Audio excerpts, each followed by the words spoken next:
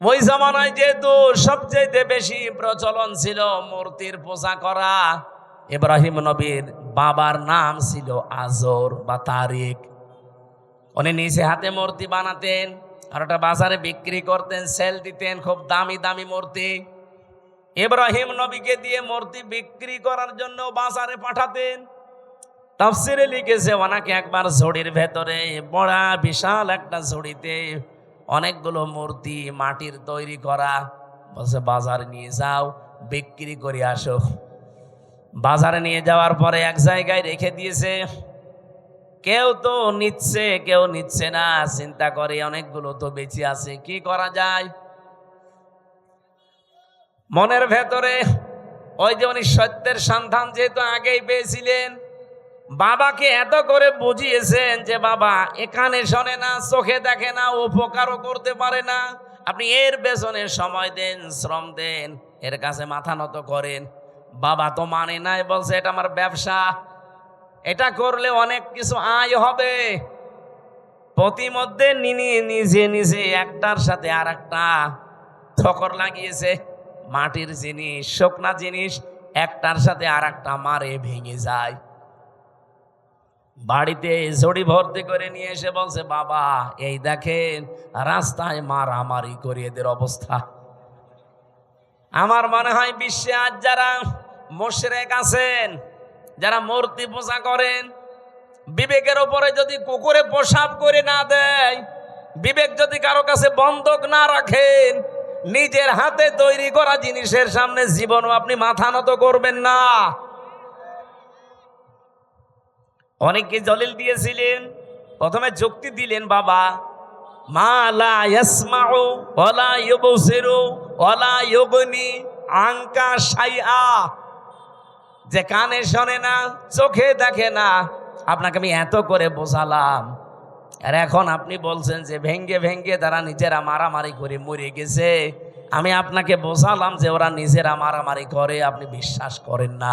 আপনি বলছেন না ওরা তো কথা বলতে পারে না।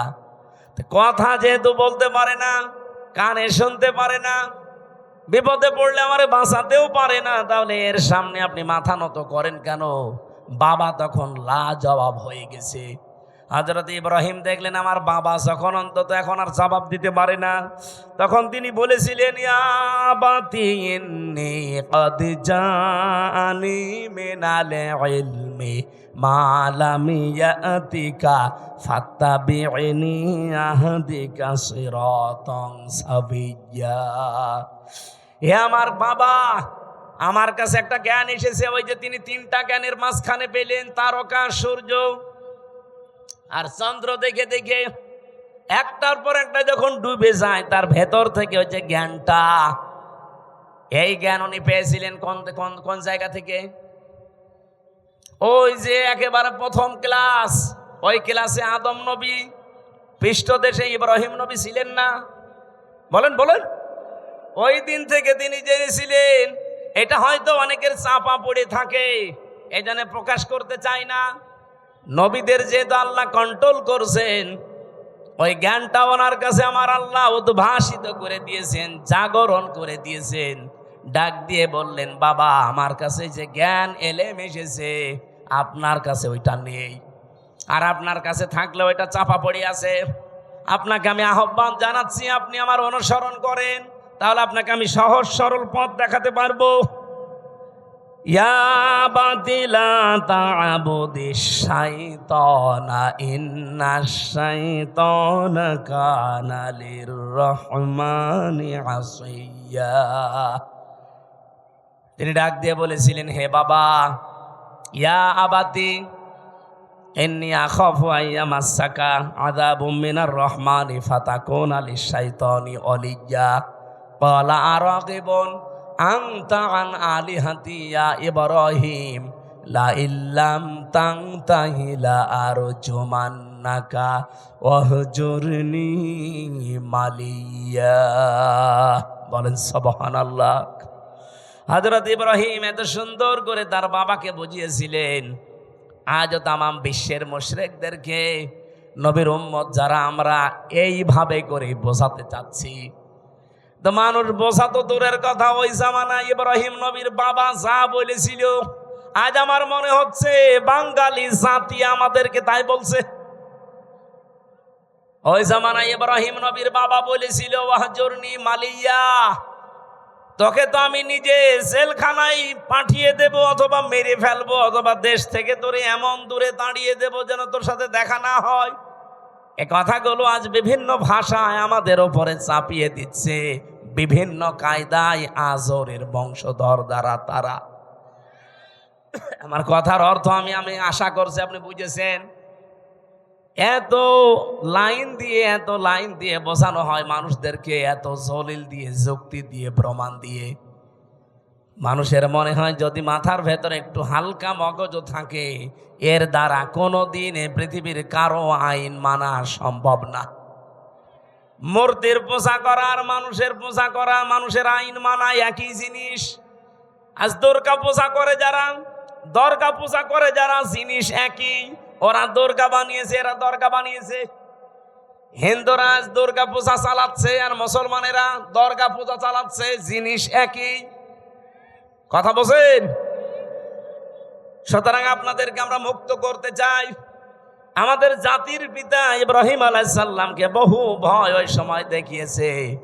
জাতির পিতা ইব্রাহিম নবী এবার দেখলেন না, এরা আমাকে আর বাঁচতে দেবে না, আগুনে পর্যন্ত শেষ পর্যন্ত ফেলে দিয়েছে।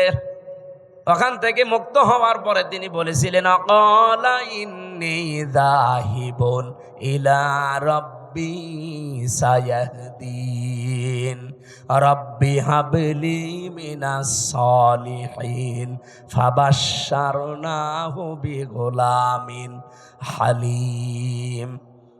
হযরত ইব্রাহিম ওই দিন জাতির কাছ থেকে, বাবার কাছ থেকে মুখ ফিরিয়ে বললেন, আমি এমন এক আল্লাহর দিকে, রবের দিকে ধাবমান হলাম, এমন দিকে আমার মুখ চেহারা ফিরিয়ে দিলাম। আমি আশা করছি অতি শীঘ্রই তিনি আমাকে পথ দেখাবেন, হেদায়েত দিয়ে দেবেন, পথের সন্ধান দেবেন। জাতির লোককে এত বোঝানোর পরেও যখন আর জাতি আসে না, এই দেশের আলেমরা কিন্তু শেষ পর্যন্ত ইব্রাহিম নবীর মতো এই কথা বলতে আমরা বাধ্য হব। কথা বোঝেন আমার?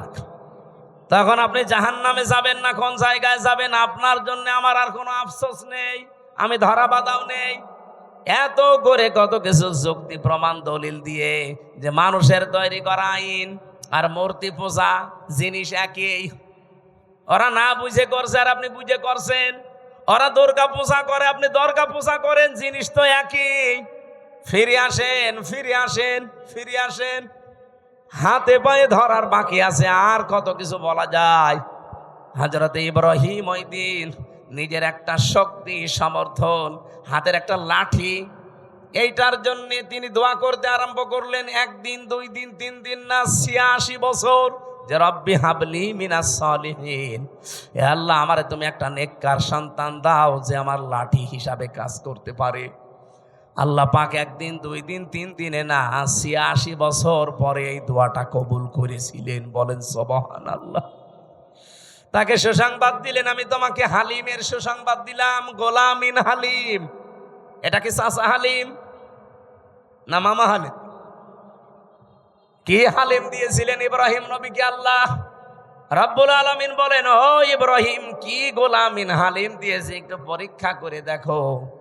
ফালাম্মা বালাগা মাহু সায়া ক্বালা ইয়া বুনাইয়া ইন্নী আরা ফিল মানামি আন্নী আযবাহুকা ফানজুর মাযা তারা ক্বালা ইয়া আবাতি ফাআল মা তুমার সাতাজিদুনি ইনশাআল্লাহু মিনাস সাবিরিন। হযরত ইব্রাহিম চিন্তা করলেন, আল্লাহ আমাকে স্বপ্ন দেখিয়েছে সবচাইতে প্রিয় বস্তু কোরবানি দিতে। আমি তো এর আগে বহু দুম্বা কোরবানি দিলাম, একটাও কবুল হয়নি। আমি এখন ভেবে দেখি আমার কাছে সবচাইতে প্রিয় আমার সন্তানটা, কারণ 86 বছর পরে এসেছে। ওনাকে জবাই দেওয়ার জন্য অনুমতি চাইলেন। প্রশ্ন আসতে পারে, বিধানটা কার? আরো জোরে বলেন। পালন করবে কে? একজন নবী। একজন নবী যেমন তেমন নাই। 25 জনের ভেতরে 4 জন শ্রেষ্ঠ, তার ভেতরে ইব্রাহিম শ্রেষ্ঠ। তিনি আল্লাহর বিধান পালন করবেন, এই জায়গায় এতটুকু 13 বছরের সন্তানের কাছে অনুমতি নেওয়ার দরকার কি? এই জন্য অনুমতি নিয়েছিলেন তিনি যে ৮৬ বছর দোয়া করলেন, আমি রব্বি হাবলি মিনাস সলিহিন চাই। আল্লাহ যে জবাবে বলেছিলেন গোলামিন হালিম, তোমাকে আমি সহনশীল ধৈর্যশীল সন্তানের সুসংবাদ দিলাম। তো কেমন হালিম দিয়েছে আজকে আমি দেখব। তিনি যখন বললেন আমি কি তোমাকে জবাই করতে দেখেছি, তোমার রায় বলো, উনি মনে করেছিলেন সন্তান মনে হয় দৌড় দেবে, কিন্তু না, এসে বলছে বাবা যা আদিষ্ট হয়েছেন আপনি পালন করেন, আপনি আমাকে ধৈর্যশীলদের মধ্যে পাবেন। ইব্রাহিম নবী এবার ১০০ ভাগ বিশ্বাস করে ফেলেছেন, আল্লাহ তুমি কি আমাকে গোলামিন হালিম যা দিয়েছো এটা তো ১০০ ভাগ কার্যকর। এ সন্তানের কথাবার্তার ধরন কি, তিনি ভাবাস কি সাতাজিদুনি ইনশাআল্লাহ মিনাস সাবির বলতে পারতেন যে আমি ধৈর্যশীল, বলেন নাই, বলেছিলেন সাবিরিন। আমার মতো বহু ধৈর্যশীল দুনিয়ায় আছে, তাদের ভেতরে আমিও একজন। তার মানে আমি অহংকার করি না আল্লাহর বিধান পালন করতে পেরে, বলেন সুবহানাল্লাহ। রব্বুল আলামিন এবার জবাব দিলেন ফালাম্মা আসলামা ওয়া তাল্লাহু লিল জাবিন। যখন দুইজনে এগ্রি হয়ে গেছে, আসলামা ২ বছর, দুইজনেই যখন রাজি আল্লাহর বিধান পালন করার জন্যে, ইব্রাহিমও রাজি, ইসমাইলও রাজি, আতাল্লাহু লিল জাবিন, জবাই করার জন্যে কায়তো করে ফেলেছেন। আমার আল্লাহ বলেন অনাদাইনাহু আইয়া ইব্রাহিম, এবার আমি ডাক দিলাম ইব্রাহিম, না আমি চাই না যে সন্তান জবাই হয়ে যাক, এই জন্যই তো স্বপ্ন দেখিয়েছি। তা'মুরুনা বিল মা'রুফ ওয়া তানহাউনা আনিল মুনকার, দুইটা বিষয় মাস্ট বি আপনার ভেতরে থাকতেই হবে। আপনি ভালো কাজে আদেশ করবেন না অনুরোধ করবেন, বলেন বলেন। এই আয়াতটা নিয়ে সারা দেশে সমস্যা।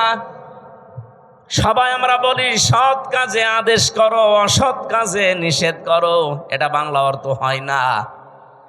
এই দেশে যারা আমরা আয়াতের বাংলা করেছি তারাই প্রথম অংশটা মানি না, দ্বিতীয় অংশটা হালকা মানি।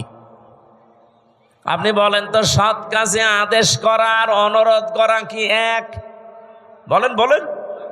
এ বাংলাদেশে বহু মানুষ আর সৎ কাজে অনুরোধ করে। কোরআন শরীফ আপনাকে আমি ছেড়ে দিলাম, একটা আয়াত দেখান তো যেখানে আছে যে আমার বান্দারা সৎ কাজে অনুরোধ করো, আছে?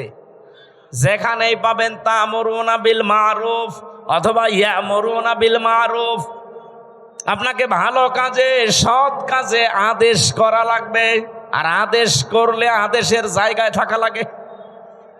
এই কথা বলে না কেন? আপনি বলেন আজ ৫৪ বছর ইসলাম এই দেশে আদেশের জায়গায় আছে, অনুরোধের জায়গায় আছে। আমরা চাই ইসলামকে আদেশের জায়গায় নিয়ে যেতে। এটার জন্য যদি কোনো মানুষ বলে যে আমি আদেশ দিতে চাই ইসলাম দিয়ে, তাহলে আমার চেয়ার লাগবে, ওই চেয়ারে আমি বসতে চাই। ইউসুফ নবী এটা বলেছিল, ক্বালা ইন্নী খাযাইনুল আরদি ইন্নী হাফিজুন আলিম। হে দেশের বাদশা, আপনি আমাকে খাদ্য মন্ত্রণালয়ের দায়িত্ব দেন, আমি এটা হেফাজত করে রক্ষণাবেক্ষণা করে এই মন্ত্রণালয় চালাতে পারবো। তার মানে দায়িত্ব চেয়ে নেওয়া জায়েজ আছে যদি ওই রকম পরিস্থিতি তৈরি হয়। আমার মনে হয় বাংলাদেশে এখন ওই পরিস্থিতি তৈরি হয়েছে। সব জায়গায় যেহেতু চলছে ৬২০টা বাড়ি বানানোর প্রতিযোগিতা, এই জায়গায় এখন মাওলানা মতিউর রহমান নিজামীর মতো মানুষ দরকার। লোকটা মন্ত্রী ছিল, মন্ত্রণালয় চালানোর পরে ৩৬ টাকা বেঁচেছিল, ওইটা আবার সরকারকে ফেরত দিয়েছে। আপনি দেখান বাংলাদেশে আর একটা মন্ত্রী এরকম। আবার কি দেখতে চান, সে তো দেখিয়েই গেছে। এইরকম মানুষগুলো যদি এখনো এই দেশের দায়িত্ব চেয়ে নেয় যে আমাকে ৫ বছরের জন্য দেন, দেখেন আমি কিভাবে হেফাজত করি, এর ভেতরে হয়তো একজন হবে অধ্যাপক আবুল কালাম আজাদ।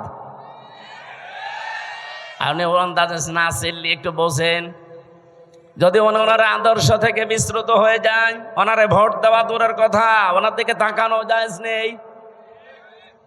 কিন্তু উনি সেই শপথ বাক্য পাঠ করেছিলেন, ওলে ইন্না সলাতি ওয়া নুসুকি ওয়া মাহইয়ায়া ওয়া মামাতি লিল্লাহি রাব্বিল আলামিন। এটা পড়েননি? পড়েছি। এটা যারা পড়েছে চারটা কথা আল্লাহকে বলা লাগে যে আল্লাহ, আমার নামাজ, আমার কোরবানি, আমার জীবন, আমি যে বেঁচে আছি, আমি যে মরে যাব, আমার জন্য না, সব আমি তোমাকে দিয়ে দিয়েছি। তাহলে এইরকম যারা শপথ নিয়ে মাঠে আছে, এই মানুষগুলো যদি এখন সত্যি দায়িত্ব চেয়েও নেয়, আল্লাহর কসম আমি কোরআন মাথায় নিয়ে বলতে পারি, এই মানুষ জীবনেও তার নিজের জন্য না, কিছু করলে সে আল্লাহর জন্য, মানবতার জন্য করতে চায়। এটা সারা বাংলাদেশের মানুষ জানে। আপনি ৭৩টা যে দল বললাম, একটা দল আপনি দেখবেন, শুধু ওই দল বাদ দিয়ে যত দল এই দেশে আছে, তারা দায়িত্ব নেওয়ার জন্য মারামারি করে, না দিলে আবার হত্যা পর্যন্ত করে ফেলে। কিন্তু একটা দল আমি পেয়েছি, দায়িত্ব নেওয়ার জন্য মারামারি না, এদের দিতে গেলে আরো কান্নাকাটি করে। আমি কি বেশি বললাম না বানিয়ে বললাম? এটা সারা দেশে বাংলাদেশের মানুষ জানে না।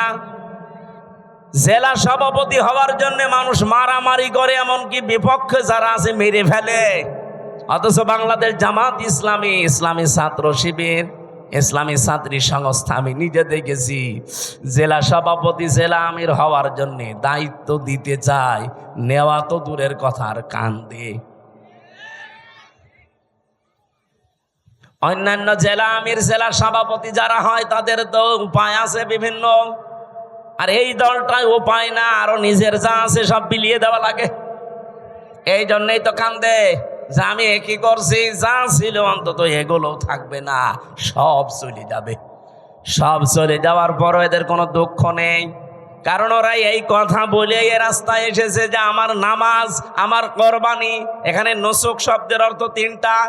নুসুক মানে কোরবানি করা, নুসুক মানে হজের কার্যকলাপ এখন যেটা চলছে, নুসুক মানে ইবাদত বন্দেগী। আমার যত কিছু সব তো আমি আল্লাহকে দিয়েছি, এখন আমার নিজের বলতে আর কিচ্ছু নেই। কথা বলেন ঠিক কিনা? এই জন্য এই মানুষগুলো কাঁদে। তাহলে ভালো কাজের আদেশ, এটা আদেশের জায়গায় না থাকলে জীবন অনুরোধ করে ভালো কাজ করা যায় না। আমাদের দেশে যেটা হচ্ছে, এটাকে আদেশ হয় না, অনুরোধ হয়। বলেন বলেন। আর ভালো কাজ কোনটা? এখানে যে আপনি তা'মুরুনা বা ইয়ামুরুনা বিল মারুফ বললেন, মারুফ মানে বলেন বলেন, কেউ যদি এখানে জেনে থাকেন বলেন যে মারুফ মানে কি? আমার মনে হয় আলেম পর্যন্ত বলবে এখানে অনেকেই যে মারুফ মানে ভালো কাজ। কে বলেছে আপনাকে? আপনি একটা অভিধান নিয়ে এসে দেখান তো যে মারুফ মানে ভালো কাজ লেখা আছে। এই শব্দটা এসেছে উরফন থেকে, আরাফা ইয়ারিফু উরফন। এর বাংলা অর্থ হচ্ছে পরিচিত হওয়া। আদম আর হাওয়া যেই ময়দানে ৩৫০ বছর কন্দন করার পরে এক জায়গায় পরিচিত হয়েছিলেন, ওই জায়গাটার নাম আরাফাতের ময়দান। বাংলা অর্থ কি? পরিচিত হওয়ার জায়গা। কি বুঝলেন এখান থেকে? আল্লাহ যে বারবার কোরআনে দিলেন যে ভালো কাজের আদেশ দাও, বাংলা অর্থ এটা না, পরিচিত কাজের আদেশ দাও। পরিচিত কাজ কি বলেন? খালি তাফসীর শুনতে আসা না, কিছু ভেতরে থাকা লাগবে। পরিচিত কাজ কি? আপনি কখন পরিচিত হয়েছেন ওই কাজের সাথে? কোন দিন আপনার ওই কাজের সাথে পরিচয় ঘটেছে, আপনাকে এখন মেলানো লাগবে। এবারের দিকে তাকান, ক্লাস চলছে। এই যে তা'মুরুনা বিল মারুফ বা ইয়ামুরুনা বিল মারুফ, তোমরা নির্দেশ দাও, আদেশ করো পরিচিত কাজগুলো। পরিচিত কাজ কি? কখন পরিচয় হয়েছে আপনার সাথে? কিভাবে পরিচয় করেছেন বলেন? এখন যদি আমি প্রশ্ন করি, আলেমরা ছাড়া তো কেউ এখানে বলতে পারবে না যে পরিচিত কাজ কি, আর কখন আমি এ পরিচিত কাজের সাথে আসলে পরিচয় হলাম। পারবেন বলতে? না। ওরা কোরআন শরীফে এই শব্দটা কতবার আছে কোনদিন চিন্তা ভাবনা করে পড়েননি? শুধু পড়ে গিয়েছেন সওয়াবের নিয়তে। হ্যাঁ, নিয়তে সওয়াব আপনার হয়েছে, কিন্তু যে উদ্দেশ্যে আল্লাহ এটা নাজিল করেছিলেন তার পারপাস আদায় হয়নি। এই জন্যে তো দেশে এখন এই অবস্থা। আমরা এইটাই বোঝাতে চাই যে আমরা পরিচিত কাজের আদেশ করব, আর পরিচিত আমি হয়েছি ওই কাজের সাথে কবে? আমাদের যিনি আদি পিতা হযরতে আদমের কথা যেহেতু আরম্ভ করেছি, বলেন তো ওনাকে আল্লাহ তৈরি করার পরে সর্বপ্রথম কিছু জিনিসের নাম আল্লাহ তাকে শিখিয়েছিলেন। এটা শোনেননি? বলেন না কেন? আল্লাহ রাব্বুল আলামিন নিজে তখন শিক্ষক ছিলেন, আর ক্লাসরুম ছিল এই পবা, নাকি কোন জায়গা? ক্লাসরুম ছিল জান্নাত। এই পৃথিবীতে যে বিশ্ববিদ্যালয়গুলো মার্ক করা হয়, যে সিরিয়াল আকারে একটার সাথে আর একটা, একটার পরে আর একটা, এই যে র্যাঙ্কিং করা হয়, কেন? এই দুনিয়াতে এখন 257টা দেশে 1000 বিশ্ববিদ্যালয়ের যে তালিকা দেওয়া আছে তার ভেতরে বাংলাদেশের একটাও নেই, রাজশাহী ভার্সিটিও নেই। তাহলে কি এখানে লেখাপড়া এর চাইতে মানে এখানে হয় না? বা যে 1000-এর তালিকা ওখানে কি এমন হয়? কয়েকদিন আগে আমি মালয়েশিয়া ছিলাম, ওখানে যতগুলো বিশ্ববিদ্যালয় আছে মাত্র একটা ওই 1000-এর ভেতরে স্থান পেয়েছে। ওই দেশেও আমাদের চাইতে প্রায় 5 ডবল বড় মালয়েশিয়া। কত বিশ্ববিদ্যালয় ওই দেশে আছে? আমাদের দেশে যদি মনে করেন 1000টা আছে, সারা দেশ মিলে সরকারি বেসরকারি মিলে, তো ওই দেশে তাহলে 5000 আছে, তার ভেতরে মাত্র একটা র্যাঙ্কিংয়ে স্থান পেয়েছে। আমি যেখানে পিএইচডি করার জন্য চিন্তায় আছি, মালয়েশিয়া ইন্টারন্যাশনাল ইসলামিক ইউনিভার্সিটি, এইটাও তালিকায় নেই। এই যে ডক্টর মিজানুর রহমান আজহারি ওখান থেকে ডক্টরেট করে এসেছি, এই ভার্সিটি পর্যন্ত ওই তালিকায় স্থান পায়নি। তাহলে 1 নম্বরে যেটা আছে বিশ্বে কি হয় সেখানে তার গবেষণার স্তর কোথায়, ক্লাসরুমের কি সিস্টেম। আমি বিশ্বের যতগুলো দেশে গেছি আজ পর্যন্ত, যে দেশে নামি আগে যাই বিশ্ববিদ্যালয়ে, সেখানে আগে লাইব্রেরিতে যেয়ে দেখি আসলে এখানে হয় কি। আমি যেটা বোঝাতে চাচ্ছিলাম, আল্লাহ নিজে যেহেতু ক্লাস নিয়েছেন, ক্লাসরুমের সিস্টেমটা আমাদের রাজশাহী ভার্সিটির মতো না, এই পবা কলেজের মতো না। ক্লাসরুমের জায়গাটা সরাসরি জান্নাত। কোন জায়গা? বলেন বলেন, কি স্তরে তাকে আল্লাহ শেখাতে পারেন বলেন তো? গবেষণাগারে গবেষণালব্ধ বিষয় কি পরিমাণে সেখানে থাকতে পারে, কারণ শিক্ষক তো আর দুনিয়ার কেউ না, সরাসরি কে? আর ছাত্র আমির হামজা না, ছাত্র উজ্জ্বল না, ছাত্রকে আদম নবী, একজন নবী। কোনদিন ভেবেছেন যে ওই দিন আল্লাহ কি শিখিয়েছে তাকে? কোরআনে কারিম আমাদের জানাচ্ছে, ওয়াল্লামা আদামাল আসমা কুল্লাহা। এই যে ইসমের বহুবচন আসমা, আল্লাহ পাক তাকে শিখিয়েছিলেন বিভিন্ন নাম। আমরা এ পর্যন্ত জানি, আমার মনে হয় এখানে আলেম পর্যন্ত অনেকে জানে না এখানে এসএমের বহুবচন আসমা দিয়ে আল্লাহ আসলে জানাতে চেয়েছে কি। ভালো করে খেয়াল করেন, রব্বুল আলামিন এখানে এসএমের বহুবচন আসমা দিয়ে জানাতে চাননি যে আদম, দুনিয়াতে তোমাকে আমি পাঠাবো, আলু পটল ঝিঙা ফুল কদু এরকম কিছু জিনিসের নাম আমি কি তোমাকে শিখিয়ে দিলাম? এটা বলেছিলেন? বলেন বলেন। আর এটা যদি বইলেও থাকে, আপনার কি মনে হয় যে এরকম কিছু এইরকম ক্লাসে শিখাতে পারে? এটা কি 1 2 3 4 এর ক্লাস? বলেন এই ক্লাস কি নার্সারি পেলে কেজি 1 এর ক্লাস? ক্লাস হচ্ছে কত হায়ার, সরাসরি আল্লাহ নিজের শিক্ষক। ছাত্র যেমন তেমন সলিমদ্দি কলিমদ্দি না, একজন নবী, আদম নবী তাও। আর ক্লাসরুম দুনিয়ার কোন কলেজ বিশ্ববিদ্যালয় না। ক্লাসরুম কোনটা? আরো জোরে বলেন। এই আয়াতটা কতবার পড়েছেন জীবনে? কোনোদিন চিন্তা করেছেন যে আল্লাহ শিখিয়েছে আদমকে যত কিছুর নাম, এখানে নাম মানে এ আলু পটল কদু বেগুন সিঙ্গানা, এই যে নাম মানে ওই মারুফ। পৃথিবীতে যত ভালো যত মন্দ সব কিছু আমার আল্লাহ ওই ক্লাসে তাকে একবারে শিখিয়ে দিয়েছিলেন। যত ন্যায় কাজের আদেশ, যত অন্যায় কাজের বাধা, সিস্টেম হতে পারে কি কি, সবগুলো আল্লাহ আমারু বিল মারুফ নাহি আনিল মুনকার এর ভেতরে শিখিয়েছিলেন ক্লাসরুম ওই একদিন। এবার প্রশ্ন আসতে পারে তাহলে আমাদের জন্য কেন তা'মুরুনা বিল মারুফ? আছে, কারণ ওই দিন আমরা আদম নবীর পিঠে ছিলাম। ওই দেখো দা রব্বুকা মিন বানি আদম মিন যুহুরিহিম যুররিয়াতাহুম, আল্লাহ পাক বলেন আমি আদম নবীর পৃষ্ঠদেশ থেকে তার সন্তান ছেলে মেয়েদেরকে সব একবারে বের করে নিয়েছি। যেহেতু ক্লাসরুমের ভেতরে আমরা বাবার পিঠের ভেতরে ছিলাম, আল্লাহ পিঠ থেকে একবারে বের করে নিলেন। ওই ক্লাসরুমে আল্লাহ যা যা শিখিয়েছিলেন আমার বাবাকে, অটোমেটিক সন্তান হিসাবে আমরা একবারেই ওগুলো শিখে ফেলেছি। এই যে দুনিয়ায় আসার পরে কেউ যদি লেখাপড়া নাও করে, কোনো জ্ঞান অর্জন নাও করে, তাও সে নিজের থেকেই বুঝতে পারে যে এটা ভালো কাজ এটা খারাপ কাজ। এক কথা বলছেন না? এবার আমি প্রশ্ন করছি, পৃথিবীতে সবচাইতে ভালো কাজ কয়টা থাকতে পারে?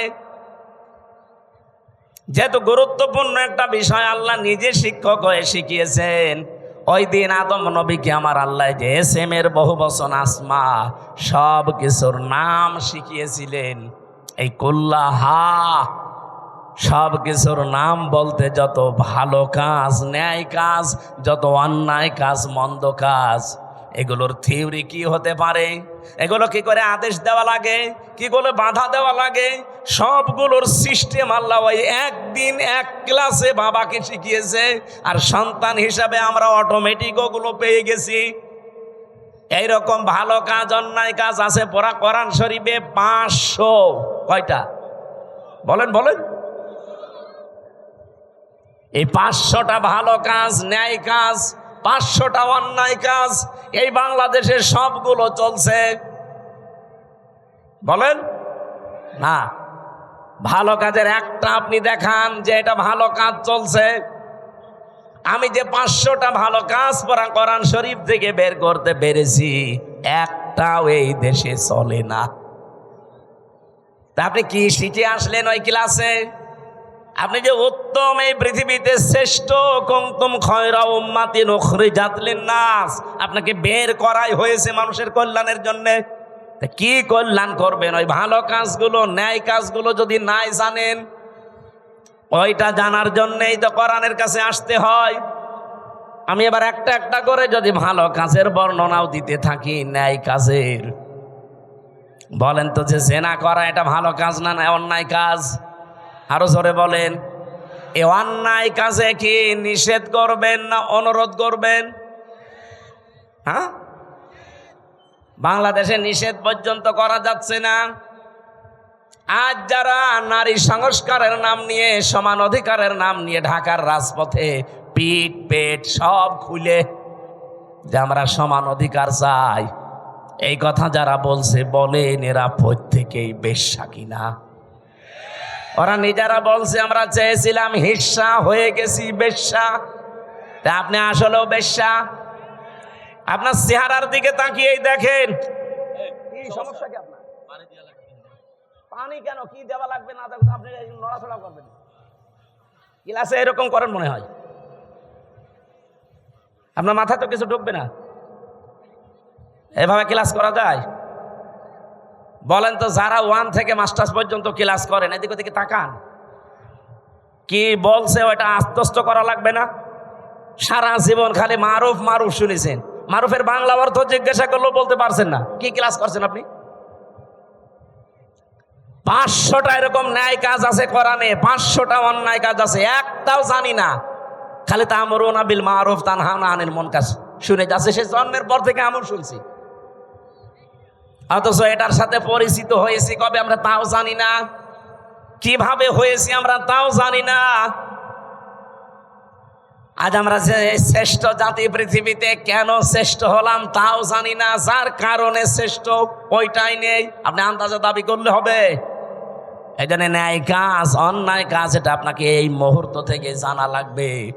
আমি নিজে আমার প্র্যাকটিক্যাল লাইফে দেখলাম, জেলে যাওয়ার আগে আমি 20 সালে গ্রামে একটা জেনা হয়েছিল। 2 জনই বিবাহিত এবং বিবাহিতা, তাদের সাক্ষী এবং প্রমাণও 4 জন ধরা পড়ে গেছে।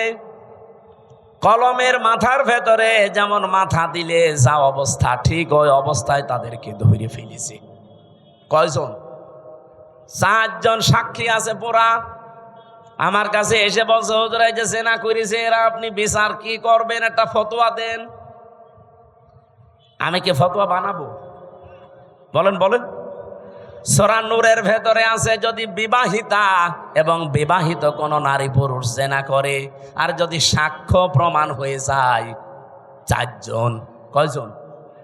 তাহলে তার শাস্তি হচ্ছে এই মাটির ভেতরে বুক পর্যন্ত গেড়ে দিয়ে পাথর বা ইট দিয়ে মেরে ফেলতে হবে। এই বিচার, এই বিচার আমি বানিয়েছি।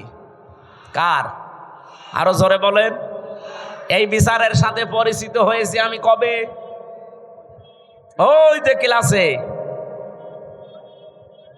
হয়তো ক্লাসের ওই কথাগুলো এরকম যারা আনবো না, এদিকে ওদিকে তাকাচ্ছেন, খালি পানির বোতল দিচ্ছেন, তারা তো 2 মিনিট পরে ভুলে যাবেন।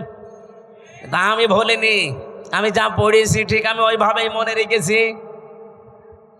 আর এইগুলোর ক্লাসের জন্য 1 থেকে মাস্টার্স পর্যন্ত আমাদের যে ক্লাস, এই ক্লাসে আমি পাইনি। এগুলোর জন্য গবেষণা করা লাগে। এই যে 1000 বিশ্ববিদ্যালয়ের র্যাঙ্কিংয়ে বাংলাদেশের কোনো বিশ্ববিদ্যালয় নেই। কেন নেই?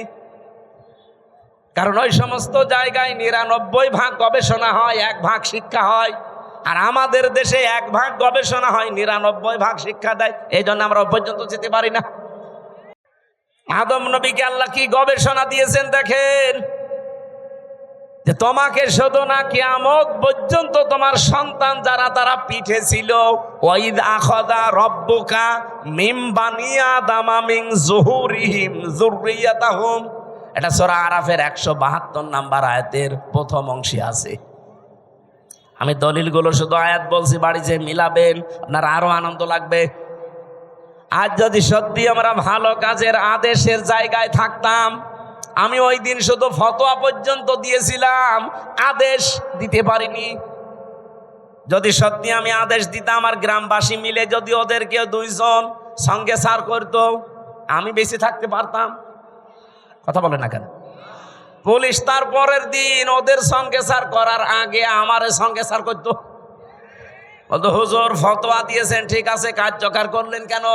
এদেশে কোরআনের আইন চলে। আমি কি বলতাম? চলে না, তাহলে আপনাকেই দেখি, আসেন সঙ্গে সার করি। অথচ এই কাজটার সাথে আমি পরিচিত হয়েছে কি 5 বছর 10 বছর আগে। কবে? ওই দুনিয়া যেদিন তৈরি করেন আমার পিতা আদি পিতাকে, সেই দিন থেকে আমি পরিচিত। এই জন্য দুনিয়ায় যারা আসে ও লেখাপড়া জানে না, কোনো ভার্সিটি কলেজে বিশ্ববিদ্যালয়ে কোনো জায়গায় পড়েনি, স্কুলের বারান্দায় যায়নি, তারপরও ভালো কাজ কোনটা অন্যায় কোনটা সে ভেতর থেকে আসে না। সে নিজের থেকে বলতে পারে না যে না এটা অন্যায় কাজ, এটা ভালো কাজ। এটা আপনি শিখলেন কোন থেকে? এর সাথে পরিচিত হয়েছেন আপনি ওই ক্লাস থেকে। এই জন্য দুনিয়ায় যত অন্যায় কাজ আছে, এই অন্যায় কাজের সাথে পরিচয় আমাদের আজকে না, কালকে না, বহুদিন আগের। কিন্তু এই অন্যায় কাজগুলো বন্ধ করার জন্য যেখানে থাকা লাগে, আর 54 বছরও আমরা সেখানে যেতে পারি নাই। এই জন্য কোনো অন্যায় বন্ধ হয় না। ওই জায়গায় যাওয়ার জন্য আজ বাংলাদেশ চেষ্টা করছে যে ওখানে যদি যেতে পারি, ভালো কাজ কোনটা ও মন্দ কাজ কোনটা ঠিক আমি তো আগেই জানি। ওগুলো শুধু এখন বাস্তবতায় রূপ দেব। আমি বললাম যাদেরকে যে ভালো কাজে বাংলাদেশে আদেশ নেই, অনুরোধ আছে। একদল আবার বলবে, হুজুর আপনি আমাদেরকে খোঁচা দিলেন। আপনাদের খোঁচা দিয়েছি?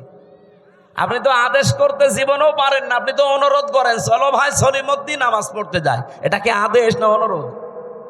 বলেন বলেন। ইসলামের কোন কাজ অনুরোধ আছে? নেই।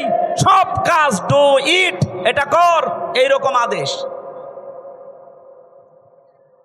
এবার আসেন ওয়ায়ানহাউনা আনিল মুনকার। যারা অন্যায় কাজে বাধা দেয়, আমরা বলি যে অন্যায় কাজে নিষেধ করে, কে বলেছে আপনাকে?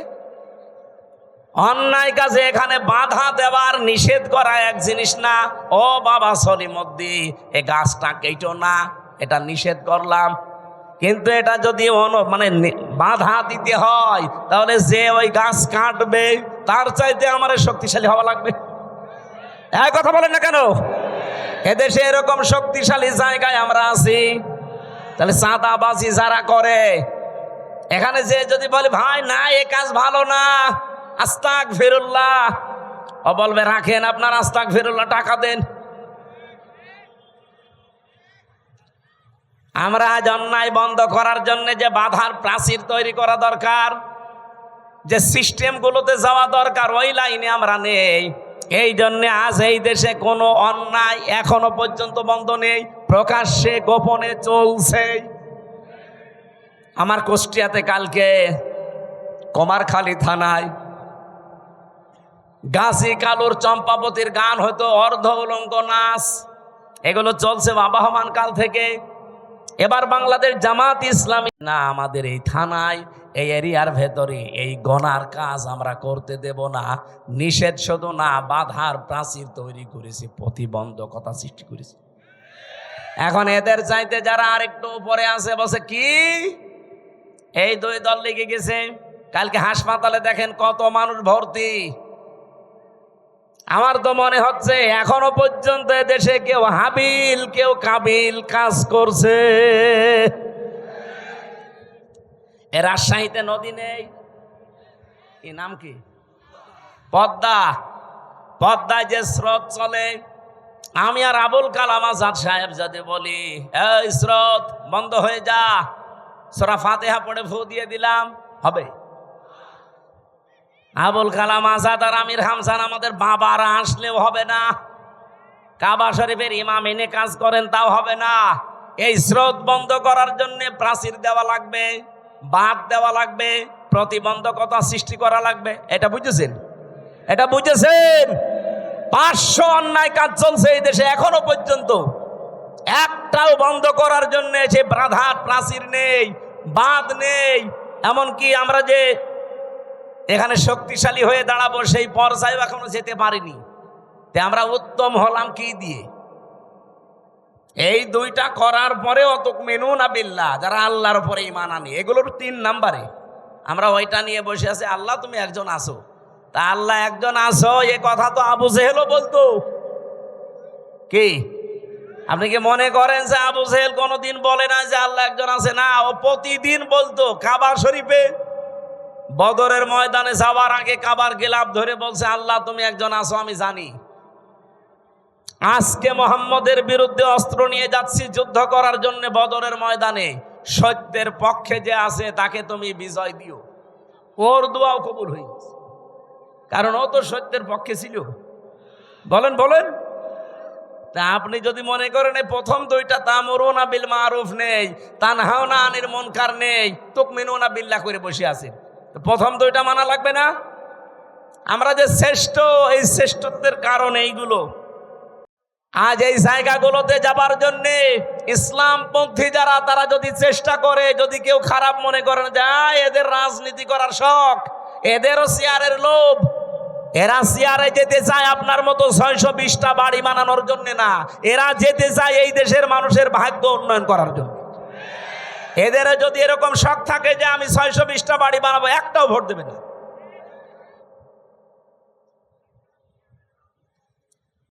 কোন কারণে আমার এই ঝামেলাপূর্ণ রাস্তায় আসার দরকার? আমার কোনো দরকার ছিল না। আমি আমার নিজেরটা বলছি, কালাম ভাই তার নিজেরটা বলুক।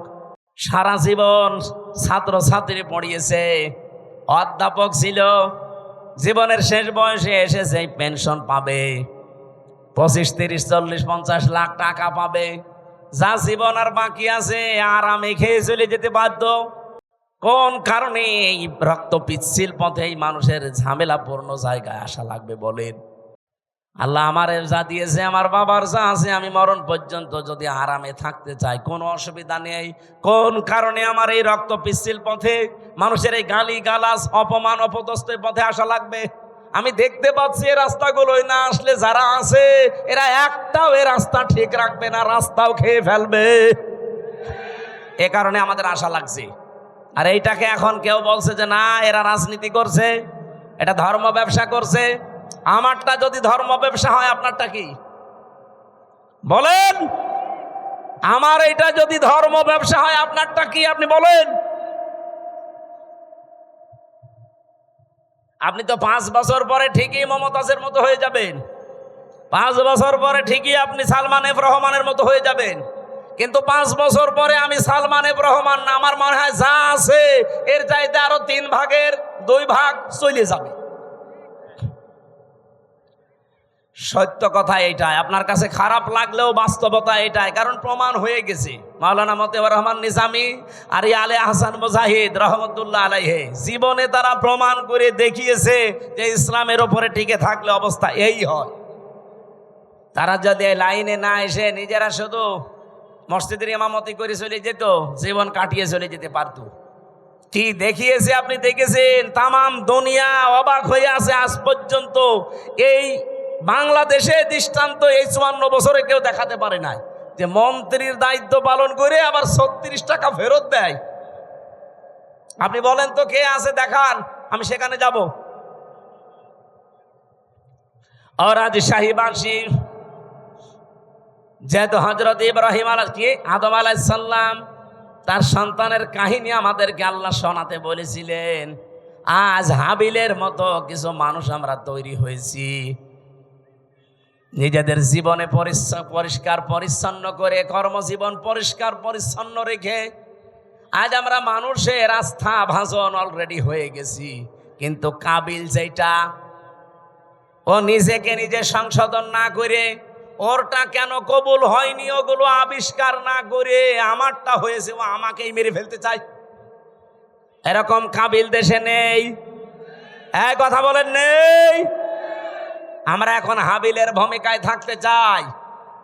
ওই দিন হাবিল বলেছিল ক্বালা ইন্নামা ইয়াতাকাব্বালুল্লাহু মিনাল মুত্তাকিন।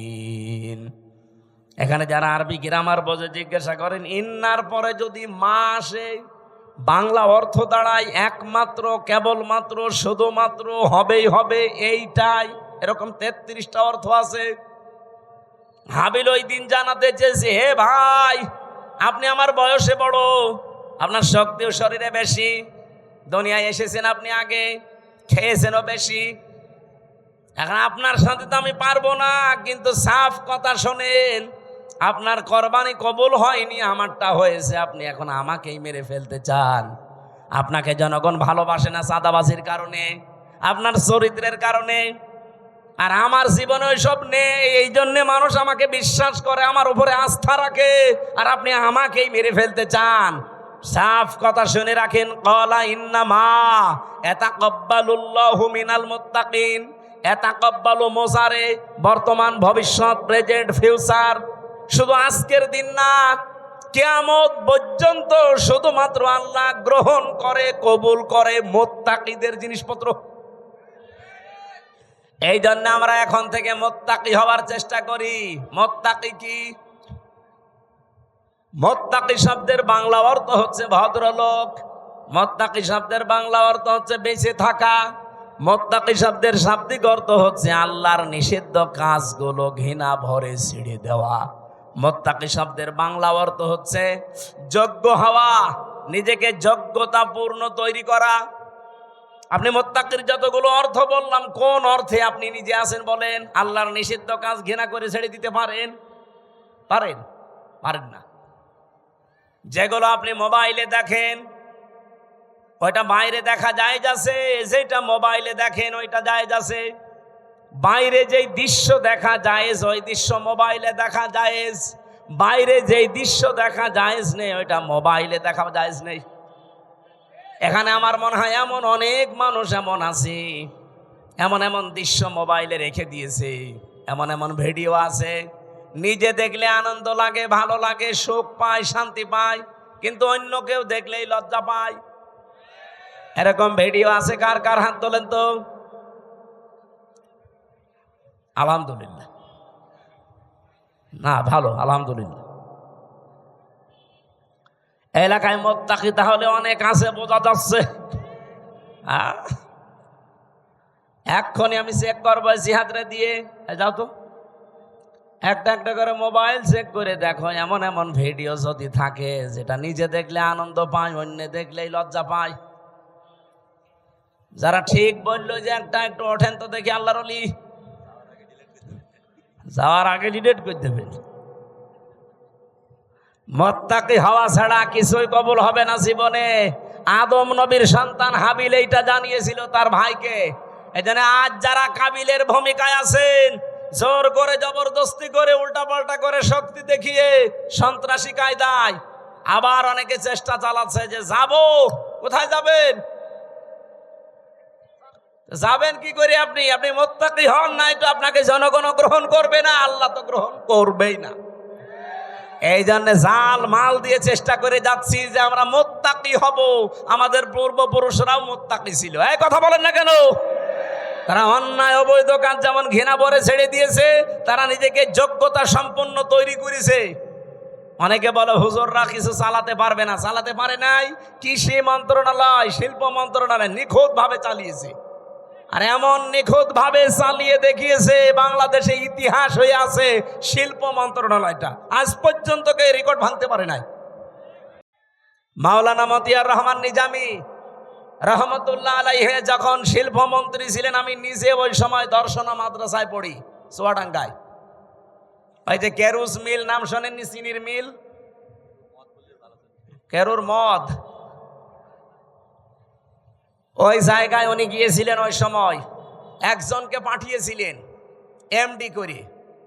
এই যে সৎ মানুষ চেয়ারে থাকলে যে কি হয়, আর 54 বছরে সেখানে 1 টাকা লাভ হয়নি, অথচ ওই 5 বছরে 5 বার প্রত্যেকবার লাভ হয়েছে। সুবহানাল্লাহ বলতে পারেন নাই? এরকম মানুষগুলো শুধু শিল্প মন্ত্রণালয় না, যত মন্ত্রী আছে সব যদি এইরকম মানুষ হতো না, এ দেশটা ওই মালয়েশিয়ার মতো 2004 সাল থেকে দাঁড়িয়ে যেত। তো দাঁড়াবে কি করে? দাঁড়াবে কি করে যাদেরকে দায়িত্ব দেওয়া হয়? এত বড় চোর পৃথিবীতে নেই। 36,000 কোটি টাকা একটা দরবেশ চুরি করেছে। ওর দিকে তাকালে আমার কোটে আমার সাথে দেখা হয়তো মাঝে মাঝে। এই 3 বছরই ওর সাথে বহুবার দেখা হয়েছে। মাঝে মাঝে দেখতাম ওর মাথার চুল থেকে পায়ের তালু পর্যন্ত, মানে পায়ের তালুর নিচে যেটা থাকে ওই যে স্যান্ডেল, ওইটা পর্যন্ত সাদা। আমার মনে হয় ভেতরেও সাদা। ভেতরেটা তোর বলা যাচ্ছে না, ভেতরেও সাদা। চুল সাদা, ওর দাড়ি সাদা, জামা সাদা, পায়জামা সাদা, কোটি সাদা, এমনকি স্যান্ডেলও সাদা। আর ভেতরেটা সাদা নাতে কালো, ওটাও সাদা। কিন্তু একটা জিনিস ছিল একেবারে কালো কুচকুচে, মনটা। এক কথা বলেন না কেন? এই শয়তান বলেছে যে কোরআনের সমস্যা আছে। ওর তো ফাঁসি হওয়ার দরকার ছিল ওই সময়।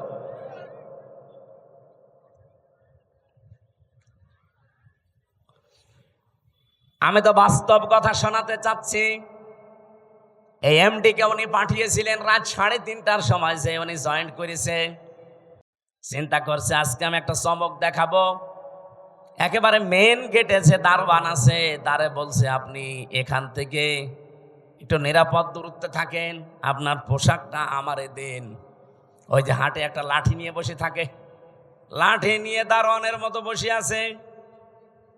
ফজরের নামাজ শেষ করে সকাল 7টা থেকে আরম্ভ হয়েছে, মানুষ যাচ্ছে 10টা পর্যন্ত।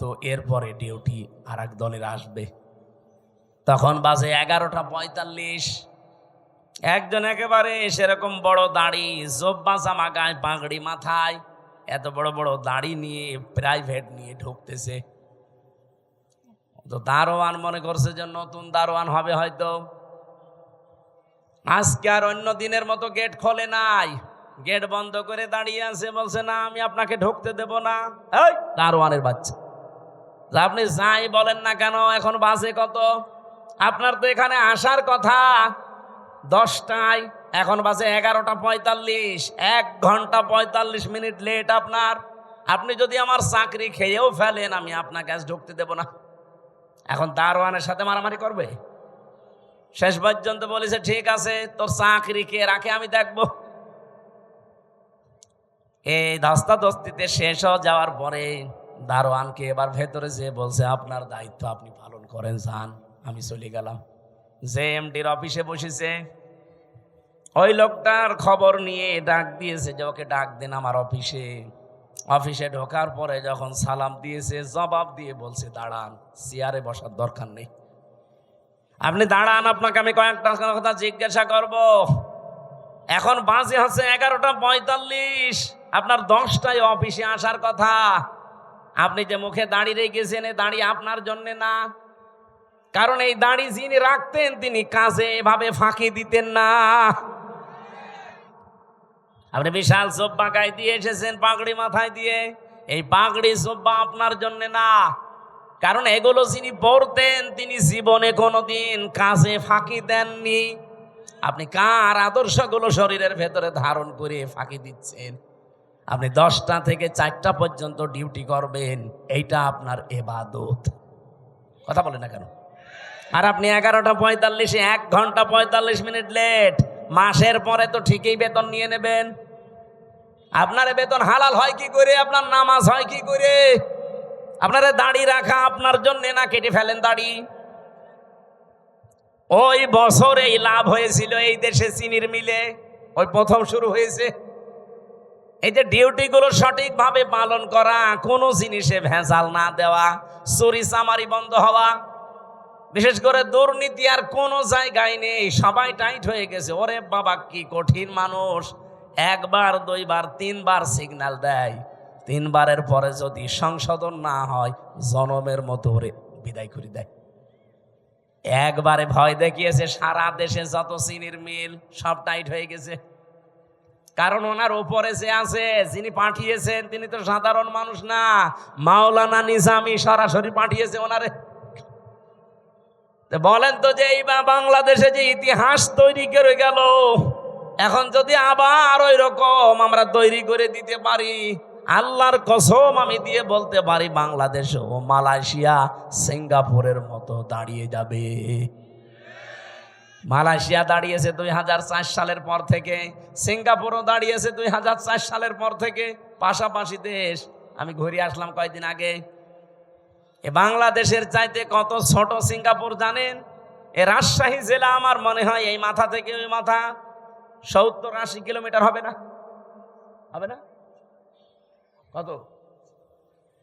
80 কিলোমিটার এই জেলাটা, এ মাথা থেকে ও মাথা। অথচ সিঙ্গাপুর একটা দেশ, মাত্র 42 কিলো এই মাথা ও মাথা, চারিদিকে সাগর, মাছ বিক্রি করে খেত ওরা। কি অবস্থায় দাঁড়িয়েছে সিঙ্গাপুর আজ! 257টা দেশের ভেতরে যদি 10টা দেশ গণনা করেন, সিঙ্গাপুর একটা ধরা লাগবে। এ পর্যায়ে তারা গেছে শুধুমাত্র এই সৎ নেতৃত্বের কারণে। তারপরও তো তারা আল্লাহর আইন মানে না, শুধু যা আইন বানিয়েছে ওইটাই পঙ্খানো মানে, এই কারণে দাঁড়িয়েছে। আর আমরা শুধুমাত্র নিজেদের আইন না, এই দেশে যদি ইসলাম আসে পুরাটা চলবে আল্লাহর আইন।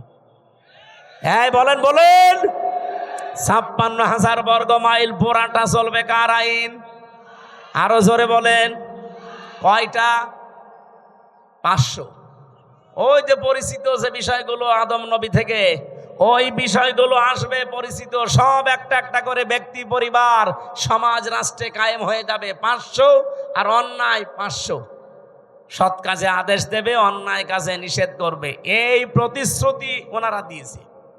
অন্য দলের ভেতরে যদি এই প্রতিশ্রুতি থাকে যে আল্লাযীনা ইম্মাক্কান্নাহুম ফিল আরদি আকামুস সালাত ওয়া আতাবুজ যাকাত ওয়া আমারু বিল মারুফ ওয়া নাহাউ আনিল মুনকার ওয়া লিল্লাহি আকিবাতুল উমুর, যেই দলের কর্মসূচিতে এই 4টা আছে আপনি তাকে এবার ভোট দেবেন, সে যেই হোক।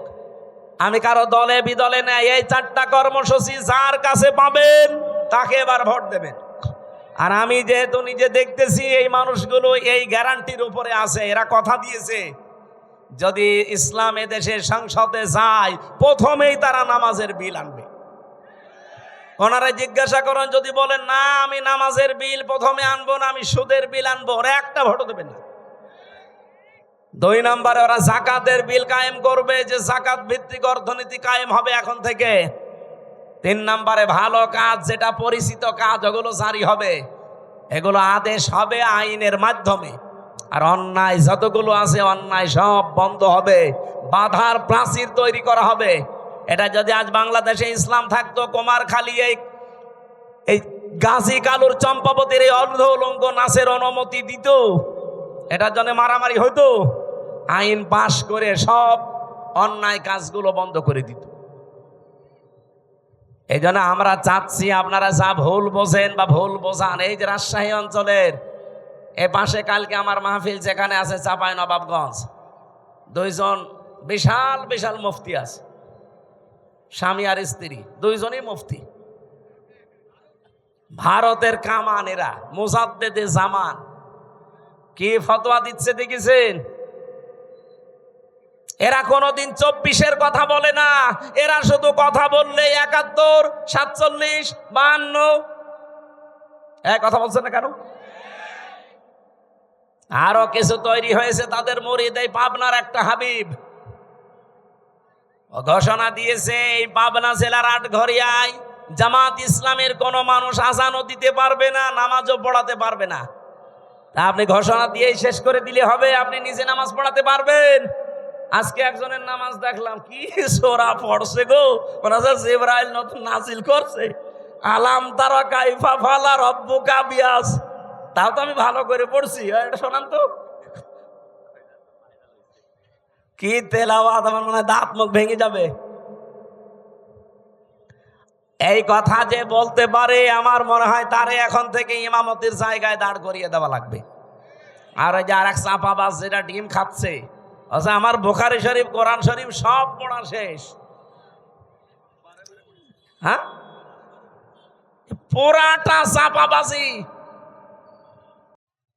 এই বহু চাপাবাজ এই দেশে এখনো আছে গোপনে, আর প্রকাশ্যেও অনেকে 24-এর কথা বলে না, কথা বললেই 71, কথা বললেই 52, কথা বললেই 47।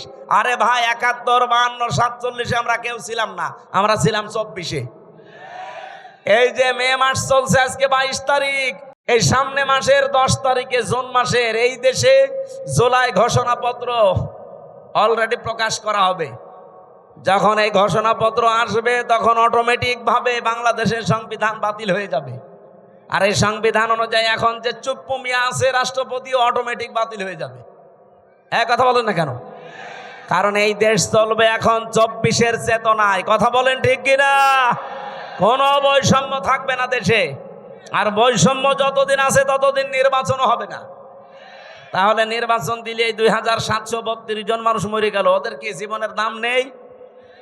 তো ওদের জীবনের দাম দেন, তারপরে আপনি 72, 71, 73-এর কথা নিয়ে আসেন। আমরা 71-কে সম্মান করি, 52-কে সম্মান করি, 47-কে সম্মান করি, কিন্তু না, সবচাইতে বড় সম্মানের জায়গা এখন আমি যেহেতু দেখেছি নিজে 24 কথা বলেন না কেন? এই দেশ চলবে এখন 24-এর চেতনায়। কোন চাপাবাজের চাপাবাজি এ দেশে আর চলবে? যদি এরকম চাপাবাজি করে মমতাজের মতো সেও ডিম খাবে। তাও কি ভালো ডিম? পচা ডিম। যে ডিম খেয়েছে মহিলা আজকে মানিকগঞ্জে, ও জীবনে মনে হয় আর কোর্টে হাজিরা দিতে আসবে না।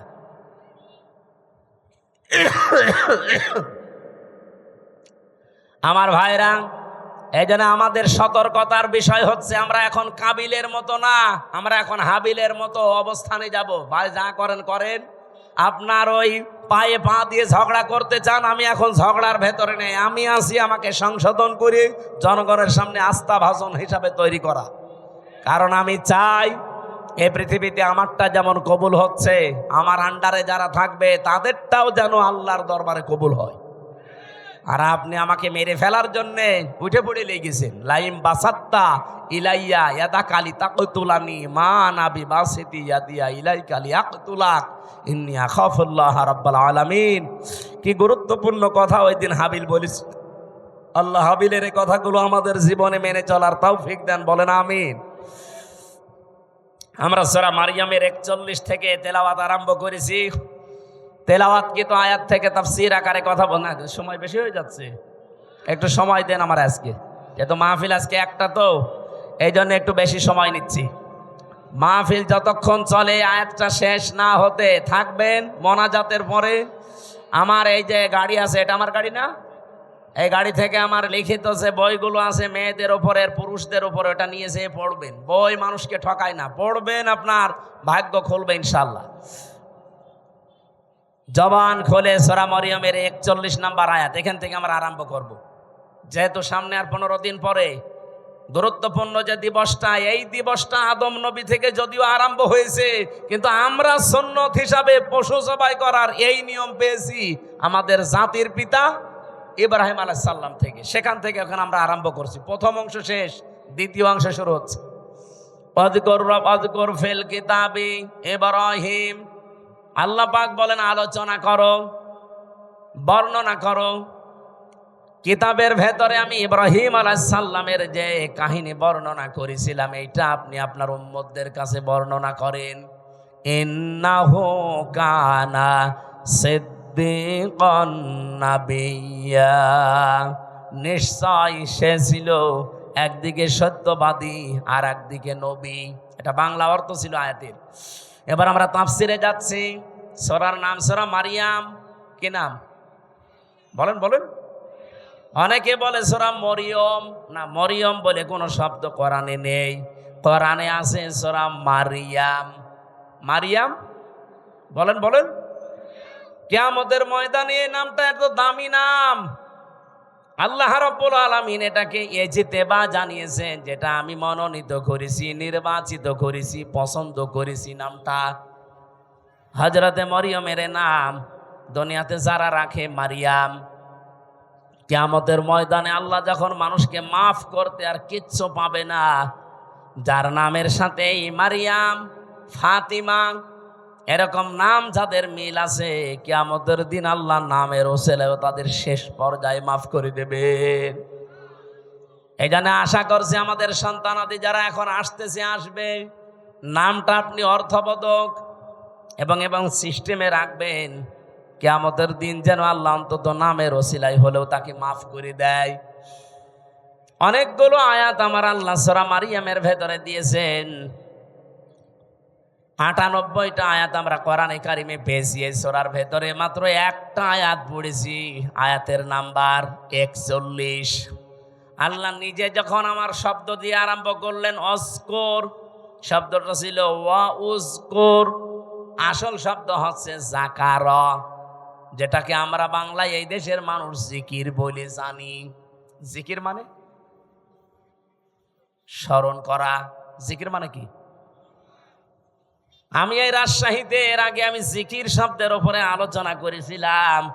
জিকিরের 19টা অর্থ আছে পুরা কোরআনে।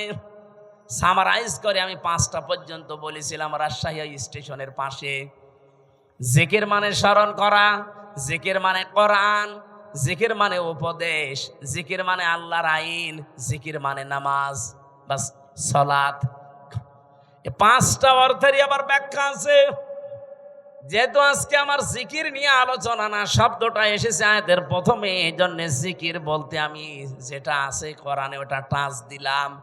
আর জিকিরকে কোনো মানুষ যখন ইবাদত হিসাবে নিতে চায়, মাস্ট বি তাকে 4টা শব্দকে বেছে নেওয়া লাগবে জিকির হিসাবে।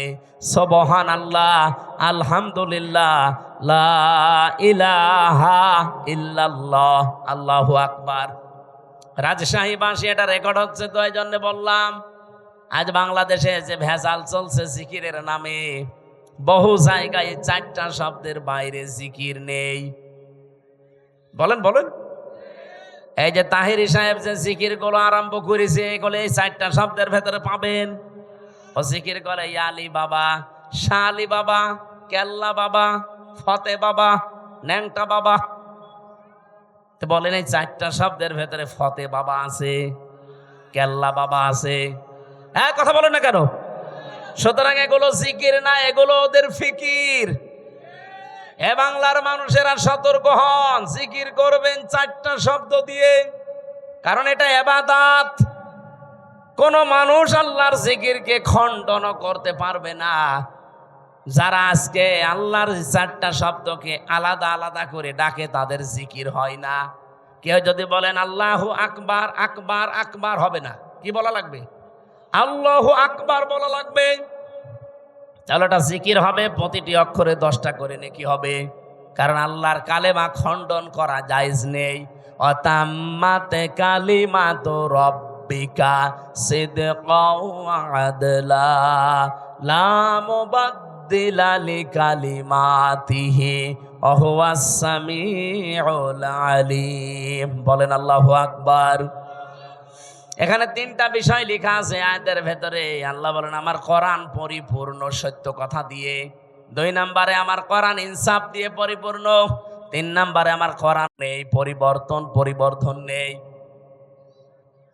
আযারুল্লাযীনা ইউলহিদুনা ফি আসমাই, এটা পাবেন সূরা আরাফ 9 নম্বর পারা 13 নম্বর পৃষ্ঠার 5 নম্বর লাইনের 180 নম্বর আয়াতের মাঝের অংশে আছে।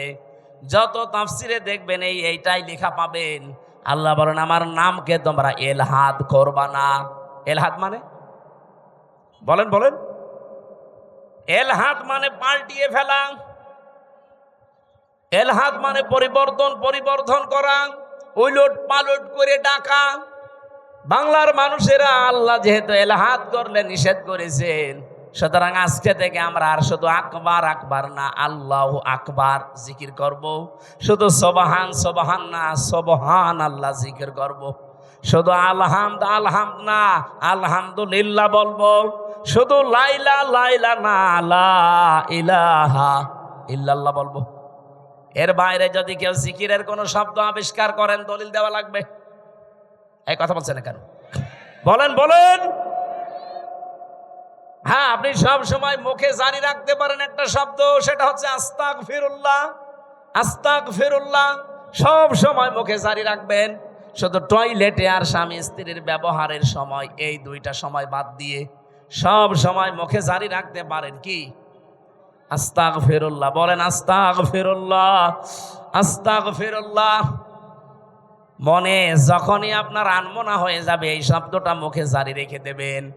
বিশ্বনবী বলেন এটা যার জীবনে যত বেশি থাকবে, আমার আল্লাহ জান্নাতে তার নিয়ামত তত বেশি বৃদ্ধি করে দেবে। জান্নাতের খাজানা বলা হয় একটা শব্দকে, নাম হচ্ছে লা হাওলা ওয়ালা কুওয়াতা ইল্লা বিল্লাহ।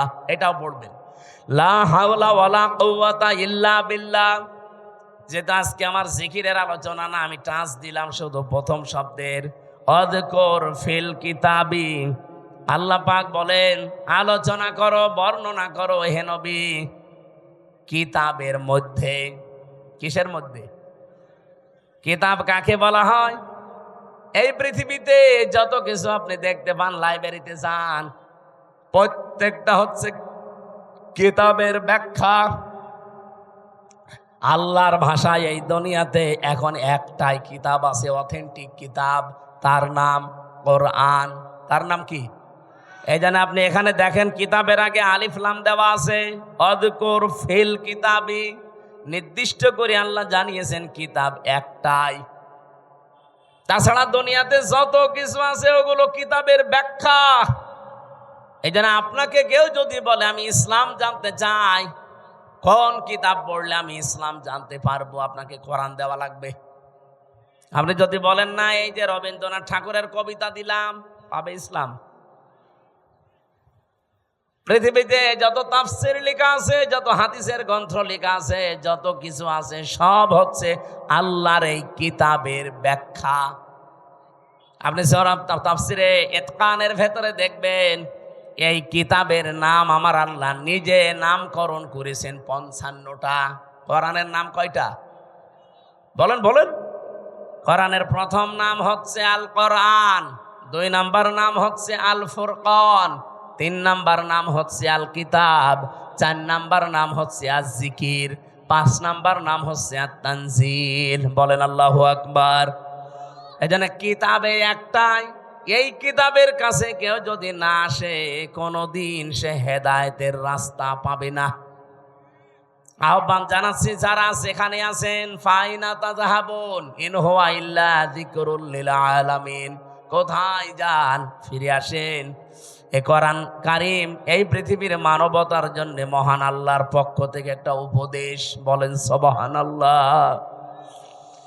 আমি কিতাবের আরো ব্যাখ্যা করতে পারতাম, ওদিকে আর যেতে চাই না। আল্লাহ বলেন, আলোচনা করেন, বর্ণনা করেন এই কিতাবের ভেতরে। এই কিতাব মানে কোরআন শরীফের ভেতরে আল্লাহ যে বর্ণনা দিলেন, যার নাম এখানে প্রায় 27 জন নবীর নাম আমরা পেয়েছি, 25 জন আর 2 জন ইনডাইরেক্ট, সব মিলে 27 জন। এই 25 থেকে 27 জন নবীর ভেতরে অন্যতম 4 জন নবী, তার ভেতরে 1 নম্বরে হযরত ইব্রাহিম আলাইহিস সালাম। ইহুদিরা আজ যাকে ডাকে আব্রাহাম বলে, না, ওনার নাম ইব্রাহিম বা ইব্রাহাম, এতটুকু বলা যায়, আব্রাহাম বলা যাবে না, তাহলে অর্থ পাল্টিয়ে যাবে। ওরা গণতন্ত্রের জনক যাকে বলে, এই যে আব্রাহাম, ইব্রাহিম নবীর নামটা যে ইহুদিরা পাল্টিয়ে ডাকে আব্রাহাম বলে। এখানে 7টা কিরাত আমি পেয়েছি। এই 7 কিরাতের 2টা কিরাত আমি তেলাওয়াতের সময় করেছিলাম, শুনেছেন না? আযকুর ফিল কিতাবি ইব্রাহিম, আযকুর ফিল কিতাবি ইব্রাহিম। বলেন আল্লাহু আকবার। এটা তো আর ওইরকম মক্তবের ক্লাস চলছে না যে আপনাকে আমি কিরাতের উপরে ট্রেনিং দেব। রব্বুল আলামিন বলেন, আমার ইব্রাহিমের কথা আমি এই কোরআনে আলোচনা করেছি, হে নবী কেন জানেন? এবার আসেন, ইন্নাহু কানা সিদ্দিকান নাবিয়্যা, নিশ্চয় সে ছিল একদিকে সিদ্দিক আর একদিকে নবী। এখন সিদ্দিক কি আর নবী কি? 1 নম্বরে আমরা নবীর ব্যাখ্যা করি, তারপরে সিদ্দিক। নবী শব্দের বাংলা অর্থ হচ্ছে সংবাদ বাহক। এটা নাবা থেকে এসেছে। নাবা মানে ব্রেকিং নিউজ। এই যে টিভির নিচ দিয়ে আজকে ব্রেকিং নিউজ যাচ্ছে, আপনি এখন এসে দেখেন, রাত 10টা 1 মিনিটে ওসি প্রদীপ আর এসআই লিয়াকতের ফাঁসি হবে, এটা ব্রেকিং নিউজ যাচ্ছে। স্বৈরাচারের দোসর যারা ছিল 1628 জন, তার ভেতরে 2 জন না হলেও 1 জন তো মাস্ট বি ওসি প্রদীপ। আজকে আমার সাথে 3টা বছরই জেলে ছিল। আমি সেখানে বসতাম জেলারের সামনে, সোফারের সামনে, ওই শয়তান আমার পাশে বসতো। আমার এসে মাঝে মাঝে বলতো, হুজুর আমার কোনো দোষ নেই, সব বানানো। অথচ 204 জন মানুষকে ক্রস ফায়ারের নাটক করে হত্যা করেছে। সবচাইতে বেশি মানুষ ওই টেকনাফে, উখিয়া টেকনাফ ওই এলাকায় মানুষ হত্যা করার জন্য লাইসেন্স নিয়েছিল ওই স্বৈরাচারের কাছ থেকে, মাদকের নাম করে। ওই এলাকায় যেহেতু সবচাইতে বেশি একামতে দিনের মানুষ, কক্সবাজার চট্টগ্রামে এমনিতেই একামতে দিনের মানুষ বেশি। ওই কয়েক বছরের ভেতরে সবচাইতে বেশি মানুষ হত্যা করেছে শিবিরের। 204 জন মানুষ মেরেছে। এই ব্রেকিং নিউজটা আজকে যাচ্ছে। এখন ব্রেকিং নিউজ লিখতে কি লাগে? আপনি দেখেন, ইংরেজি শব্দ যেহেতু নিউজ, কি NEWS লাগে না? আপনি একটা একটা করে শব্দের সাথে অর্থ মিলান। এন দিয়ে যদি ধরেন ইস্ট, ই দিয়ে নর্থ, নাই এন দিয়ে নর্থ, ই দিয়ে যদি ইস্ট ধরেন, ডাব্লু দিয়ে ওয়েস্ট, আর এস দিয়ে সাউথ, তাহলে পৃথিবীর 4 কোণা হয়ে যাচ্ছে। তামাম পৃথিবীতে যত সংবাদ পৌঁছানো লাগবে সব আমার আল্লাহ নবীদেরকে দিয়ে পৌঁছিয়েছিলেন। বলেন সুবহানাল্লাহ। সব চাইতে বড় সংবাদ হচ্ছে, এরপরে একটা একটা করে সংবাদগুলো তিনি পরিবেশন করবেন তার পরিবার থেকে শুরু করে। 2 নম্বরে তিনি সিদ্দিক ছিলেন। সিদ্দিক কি? সত্য কথা বললেই সিদ্দিক হয় না মানুষ। সত্যকে সত্য বলে জানার পরে যারা দ্বিধাহীন চিত্তে প্রশ্ন ছাড়া গ্রহণ করে নিতে পারে, তার নাম সিদ্দিক। হযরতে আবু বকর পর্যন্ত তিনি ছিলেন, কিন্তু জানি যখন মেরাজের এই কাহিনীকে সত্যকে সত্য জানার পরে কোনো প্রশ্ন ছাড়া দ্বিধাহীন চিত্তে মেনে নিয়েছিলেন, বিশ্বাস করেছিলেন। বিশ্বনবী ওই দিন তাকে বলেছিলেন, তুমি আবু বকর শুধু না, আজকে থেকে আবু বকর সিদ্দিক। তাহলে আজও বাংলাদেশে আমরা যদি কেউ সিদ্দিক হতে চাই, কিয়ামতের দিন যেহেতু 4 প্রকার মানুষকে আল্লাহ পুরস্কার দেবে, মিনান নাবিয়্যিনা ওয়াস-সিদ্দীকিনা ওয়াশ-শুহাদা ওয়াস-সালিহিন, এই 4 প্রকারের ভেতরে 2 নম্বরে সিদ্দিক। তাহলে সত্যকে সত্য জানার পর কোনো চিন্তা ভাবনা আর করা যাবে না। দ্বিধাহীন চিত্তে প্রশ্ন ছাড়া, পিছুটান ছাড়া যারা মেনে নিয়ে জীবন চালাতে পারবে, কিয়ামতের দিন তারা সিদ্দিকের কাতারে উঠবে। এ বাংলাদেশে সিদ্দিক আছে, খালি নামে আছে আবু বকর সিদ্দিক। সত্যকে সত্য জানার পরে মেনে নেওয়া দূরের কথা, আরো ঘাড় ঘোরায়, ঘাড় মোটা করে, চোখ মোটা করে। পাবনায় কোরআনে কারিমে আগুন লাগিয়েছে 150টা কোরআনে। সত্য কোনটা আপনি উদ্ঘাটন করে বের করেন না, আন্দাজে একজনের উপরে 10টা চাপিয়ে এমন কালার করার চেষ্টা চালিয়েছে। এখন তো সব বেরিয়ে আসছে, কে কে এটা করেছে, কার নির্দেশে করেছে, সব বেরিয়ে আসতেছে। আমরা দল বিদল বুঝি না, কোরআনে যারা আগুন দিয়েছে তাদের হাত এই দেশে থাকবে না। এই কথা বলেন না কেন? যে এই কাজের সাথে জড়িত, যারা এর সাথে ইঙ্গিত দিয়েছে। আপনি কি জামাত ইসলামের অফিসে আগুন দিয়েছেন? ওটা তো একটা শো। ওখানে ছিল কি? আল্লাহর কোরআন, 1টা 2টা না, 150টা কোরআন পুড়ে ছাই হয়ে গেছে। কোরআনে আগুন দেননি আপনি, আপনার কপালে আগুন দিয়েছেন। নিজেকে সংশোধন না করে আবার কাবিলের মতো হটকারিতা করেন যে কি ওরা নিজেরাই কোরআনে আগুন দিয়ে আমাদের ওপরে দোষ দেয়। ওদের বিবেকের ওপরে কি কুকুরে প্রসাব করেছে যে নিজেরা আগুন দিয়ে আপনারা দোষ দেবে? আরে কি দুনিয়ার কোনো বিষয় হেলা খেলা করে আপনার উপরে দোষ দিয়ে দিল? এ কোরআন আপনারও না, আমারও না, এ কোরআন কার? এজন্য আমরা আহ্বান জানাচ্ছি, এটার সুষ্ঠু তদন্ত হয়ে যারা জড়িত জনসম্মুখে তাদের বিচার করা লাগবে। হ্যাঁ, রাজি আছেন না? আপনারা রাজি আছেন না? আগামীতে কেউ যেন সাহস আর না দেখায়। সিদ্দিকী আমরা বুঝি না। আমাদের জাতির পিতা হযরত ইব্রাহিম, তিনি প্রথমে আকাশের তারকা দেখে বলেছিলেন এইটাই আমার খোদা হবে। যখন ডুবে গেছে বলছে না, ডুবে যাওয়া জিনিস আমি ভালোবাসি না। যখন চাঁদ দেখলেন বললেন এটা আরেকটু বড়, এটা আমার বড় খোদা। বলেন না, এইটাও ডুবে গেছে, মানি না। সকালবেলা যখন সূর্য দেখলেন বলেন হাজা আকবার, এর চাইতে বড় জিনিস আর নেই, এটাই আমার বড় খোদা।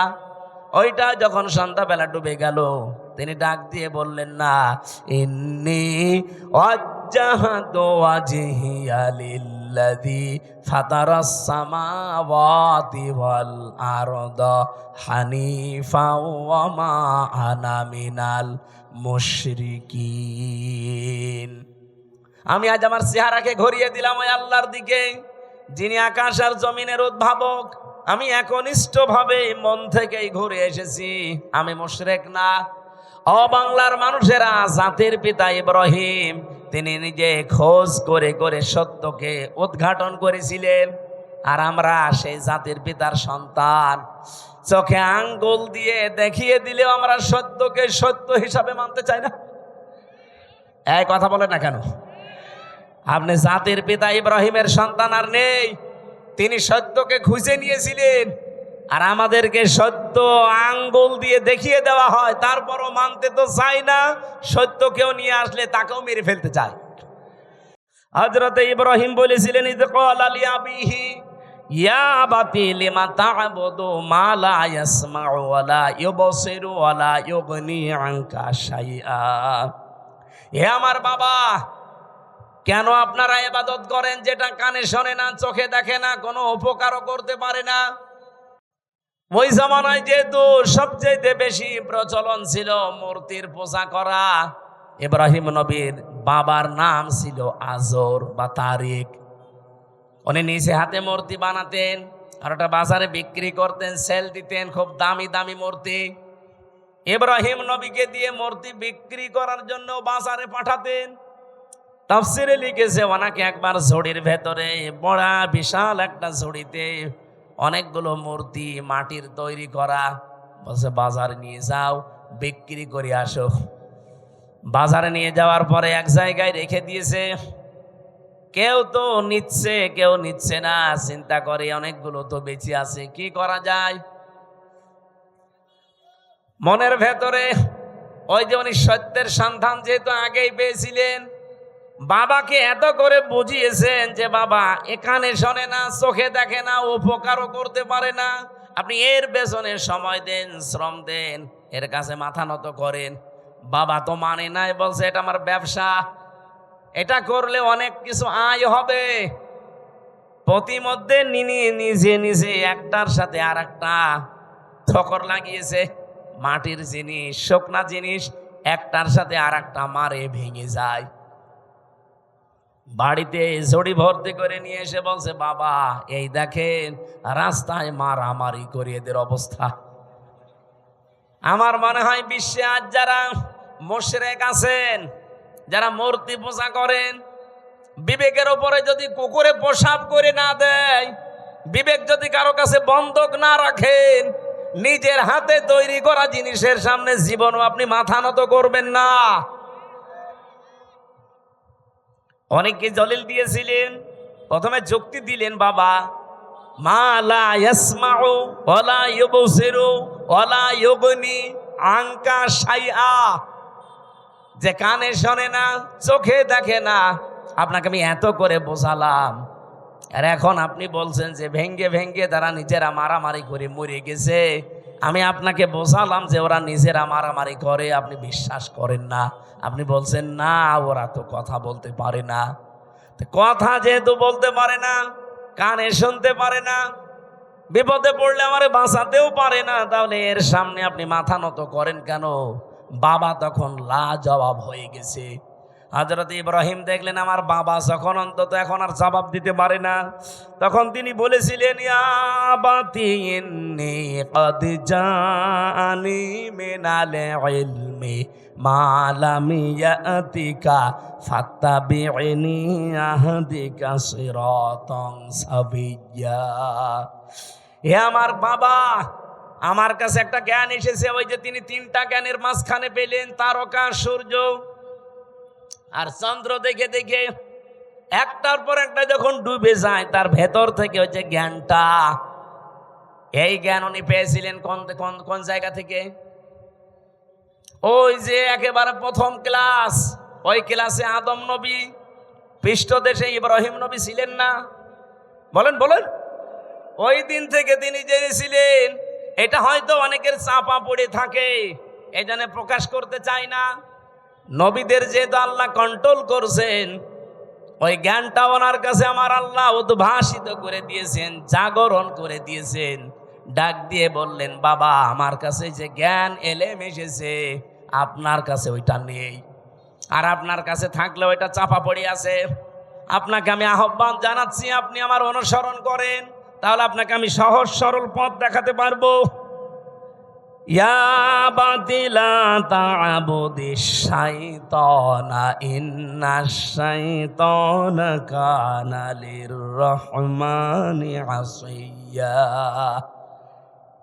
তিনি ডাক দিয়ে বলেছিলেন হে বাবা, ইয়া আবাতি ইন্নী আখাফু আইয়ামাসসাকা আযাবুম মিনার রহমানি ফাতাকুনা লিশ-শাইতানি ওয়ালিয়্যা। ক্বালা আরাগিবুন আনতা আন আলিহাতি ইয়া ইব্রাহিম লা ইল্লাম তানতাহি লা আরজুমান্নাকা ওয়াহজুরনি মালিয়া। বলেন সুবহানাল্লাহ। হযরত ইব্রাহিম এত সুন্দর করে তার বাবাকে বুঝিয়েছিলেন। আজও তামাম বিশ্বের মুশরিকদেরকে, নবীর উম্মত যারা আমরা এইভাবে করে বোঝাতে চাচ্ছি, তো মানুষ বোঝা তো দূরের কথা, ওই জামানায় ইব্রাহিম নবীর বাবা যা বলেছিল, আজ আমার মনে হচ্ছে বাঙালি জাতি আমাদেরকে তাই বলছে। ওই জামানায় ইব্রাহিম নবীর বাবা বলেছিল ওয়াহজুরনি মালিয়া, তোকে তো আমি নিজে জেলখানায় পাঠিয়ে দেব, অথবা মেরে ফেলবো, অথবা দেশ থেকে তোরে এমন দূরে দাঁড়িয়ে দেব যেন তোর সাথে দেখা না হয়। এ কথাগুলো আজ বিভিন্ন ভাষায় আমাদের ওপরে চাপিয়ে দিচ্ছে বিভিন্ন কায়দায় আজরের বংশধর দ্বারা তারা। আমার কথার অর্থ আমি আশা করছি আপনি বুঝেছেন। এত লাইন দিয়ে বোঝানো হয় মানুষদেরকে, এত জলিল দিয়ে, যুক্তি দিয়ে, প্রমাণ দিয়ে। মানুষের মনে হয় যদি মাথার ভেতরে একটু হালকা মগজ থাকে, এর দ্বারা কোনোদিন পৃথিবীর কারো আইন মানা সম্ভব না। মূর্তির পূজা করা আর মানুষের পূজা করা, মানুষের আইন মানা একই জিনিস। আজ দুর্গা পূজা করে যারা জিনিস একই। ওরা দুর্গা বানিয়েছে, এরা দরগা বানিয়েছে। হিন্দুরা আজ দুর্গা পূজা চালাচ্ছে আর মুসলমানেরা দরগা পূজা চালাচ্ছে, জিনিস একই। কথা বলছেন? সুতরাং আপনাদেরকে আমরা মুক্ত করতে চাই। আমাদের জাতির পিতা ইব্রাহিম আলাইহিস সালামকে বহু ভয় ওই সময় দেখিয়েছে। জাতির পিতা ইব্রাহিম নবী এবার দেখলেন না, এরা আমাকে আর বাঁচতে দেবে না, আগুনে পর্যন্ত শেষ পর্যন্ত ফেলে দিয়েছে। ওখান থেকে মুক্ত হওয়ার পরে তিনি বলেছিলেন, অকালা ইন্নী যাহিবুন ইলা রাব্বি সায়াহদিন রাব্বি হাবলি মিনাস সালিহিন ফাবাশশারনাহু বিগুলামিন হালিম। হযরত ইব্রাহিম ওই দিন জাতির কাছ থেকে, বাবার কাছ থেকে মুখ ফিরিয়ে বললেন, আমি এমন এক আল্লাহর দিকে, রবের দিকে ধাবমান হলাম, এমন দিকে আমার মুখ চেহারা ফিরিয়ে দিলাম। আমি আশা করছি অতি শীঘ্রই তিনি আমাকে পথ দেখাবেন, হেদায়েত দিয়ে দেবেন, পথের সন্ধান দেবেন। জাতির লোককে এত বোঝানোর পরেও যখন আর জাতি আসে না, এই দেশের আলেমরা কিন্তু শেষ পর্যন্ত ইব্রাহিম নবীর মতো এই কথা বলতে আমরা বাধ্য হব। কথা বোঝেন আমার? তখন আপনি জাহান্নামে যাবেন না, কোন জায়গায় যাবেন আপনার জন্য আমার আর কোনো আফসোস নেই, আমি ধরা বাঁধাও নেই। এত করে কত কিছু যুক্তি প্রমাণ দলিল দিয়ে যে মানুষের তৈরি করা আইন আর মূর্তি পূজা জিনিস একই। ওরা না বুঝে করছে আর আপনি বুঝে করছেন। ওরা দুর্গা পূজা করে, আপনি দুর্গা পূজা করেন, জিনিস তো একই। ফিরে আসেন, ফিরে আসেন, ফিরে আসেন। হাতে পায়ে ধরার বাকি আছে, আর কত কিছু বলা যায়। হযরত ইব্রাহিম ওই দিন নিজের একটা শক্তি, সমর্থন, হাতের একটা লাঠি, এইটার জন্য তিনি দোয়া করতে আরম্ভ করলেন। একদিন, 2 দিন, 3 দিন না, 86 বছর। যে রব্বি হাবলি মিনাস সালিহিন, হে আল্লাহ আমারে তুমি একটা নেককার সন্তান দাও যে আমার লাঠি হিসাবে কাজ করতে পারে। আল্লাহ পাক 1 দিন, 2 দিন, 3 দিনে না, 86 বছর পরে এই দোয়াটা কবুল করেছিলেন। বলেন সুবহানাল্লাহ। তাকে সুসংবাদ দিলেন, আমি তোমাকে হালিমের সুসংবাদ দিলাম, গোলামিন হালিম। এটা কি চাচা হালিম না মামা হালিম? কি হালিম দিয়েছিলেন ইব্রাহিম নবীকে আল্লাহ রাব্বুল আলামিন? বলেন, ও ইব্রাহিম, কি গোলামিন হালিম দিয়েছে, একটু পরীক্ষা করে দেখো। ফালাম্মা বালাগা মাহু সায়া ক্বালা ইয়া বুনাইয়া ইন্নী আরা ফিল মানামি আন্নী আযবাহুকা ফানজুর মাযা তারা ক্বালা ইয়া আবাতি ফাআল মা তুমার সাতাজিদুনি ইনশাআল্লাহু মিনাস সাবিরিন।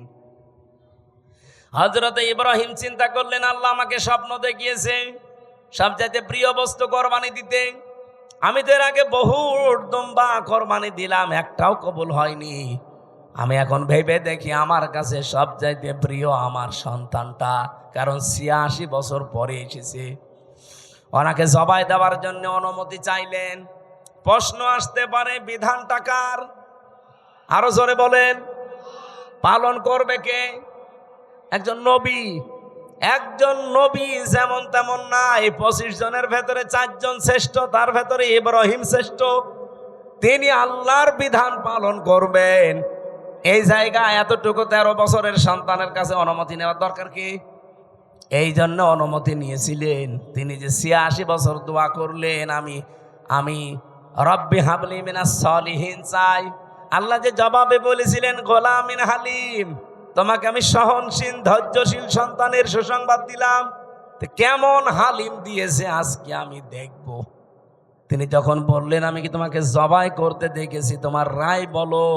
উনি মনে করেছিলেন সন্তান মনে হয় দৌড় দেবে, কিন্তু না, এসে বলছে, বাবা যা আদিষ্ট হয়েছেন আপনি পালন করেন, আপনি আমাকে ধৈর্যশীলদের মধ্যে পাবেন।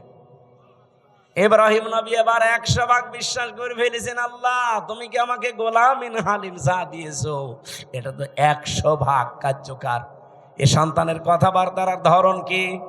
তিনি ভাবাস কি সাতাজিদুনি ইনশাআল্লাহ মিনাস সাবির বলতে পারতেন যে আমি ধৈর্যশীল, বলেন নাই, বলেছিলেন সাবিরিন। আমার মতো বহু ধৈর্যশীল দুনিয়ায় আছে, তাদের ভেতরে আমিও একজন। তার মানে আমি অহংকার করি না আল্লাহর বিধান পালন করতে পেরে। বলেন সুবহানাল্লাহ। রব্বুল আলামিন এবার জবাব দিলেন, ফালাম্মা আসলামা ওয়া তাল্লাহু লিল জাবিন। যখন দুইজনে এগ্রি হয়ে গেছে, আসলামা দিবসন, দুইজনেই যখন রাজি আল্লাহর বিধান পালন করার জন্য, ইব্রাহিমও রাজি, ইসমাইলও রাজি, আতাল্লাহু লিল জাবিন, জবাই করার জন্য কায়ত করে ফেলেছেন। আমার আল্লাহ বলেন, অনাদাইনাহু আইয়া ইব্রাহিম।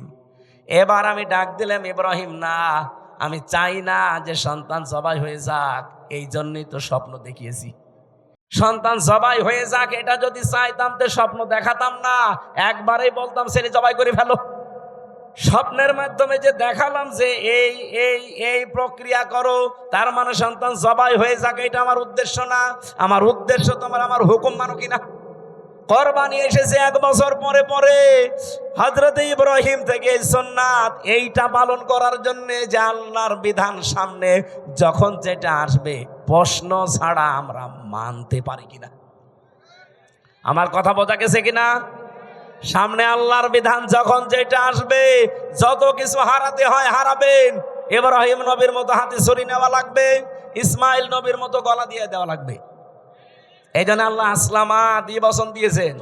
এদেশে এখন যারা দায়িত্বে আছেন, এই 15 দিন পরে যে কোরবানি, এই কোরবানিতে আপনারা ইব্রাহিম নবীর ভূমিকা পালন করবেন। আর আমরা 18 কোটি জনগণ যদি গলাও দেওয়া লাগে ইসমাইল নবীর ভূমিকায় আসতে চাই। আগামী জুন মাসের 6 বা 7 তারিখে আল্লাহর এই বিধানটাকে সামনে যদি সত্যি পালন করা যায় এই বিধানের মতো, আমার মনে হচ্ছে ইসলামে দেশে কায়েম হয়ে যাবে ইনশাআল্লাহ। আমি কি বোঝাতে চেয়েছি আপনারা ঠিক বুঝে ফেলেছেন। আল্লাহ আমাদেরকে আয়াতগুলো এইভাবে অনুসরণ আমাদের জাতির পিতা যেভাবে করেছিলেন করার তৌফিক দিন, আমিন। মা বোনদের জন্য বইটা নিয়েছেন, এ পর্যন্ত শেষ করে দিলাম, আল্লাহুম্মা আমিন। লা হাওলা ওয়ালা কুওয়াতা ইল্লা বিল্লাহিল আলিয়্যিল আযীম। রব্বুল আলামিন 1.5 ঘন্টা 1 ঘন্টা 45 মিনিট পর্যন্ত আমি কথা বললাম। যারা বসে আছে, ইব্রাহিম নবীর জীবন থেকে যেটা পাওয়ার হালকা আমরা পেয়েছি, জীবনে মেনে চলার তৌফিক দাও। আজকের মাহফিলের সওয়াবগুলো নবীজির রওজায় পৌঁছিয়ে দাও।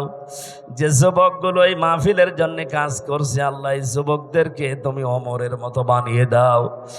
মা বোনরা যারা এসেছে খাদিজার মতো বানাও।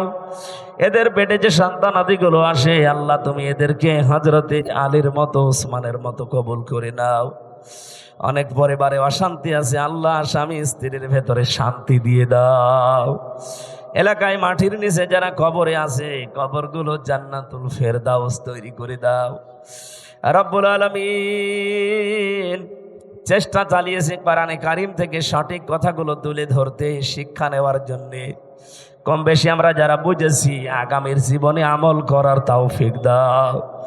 আমাদের ঈমান আমল ইব্রাহিম ইসমাইলের মতো বানিয়ে দাও। 15 দিন পরে মহান দিবস আসতেছে, ঈদুল আজহা। এই ঈদুল আজহায় মূল শিক্ষাটা তোমার বিধান পালন করা, এটা মেনে চলার সুযোগ দাও। কখন কার কাছে আজরাইল পাঠিয়ে দাও আমরা জানি না।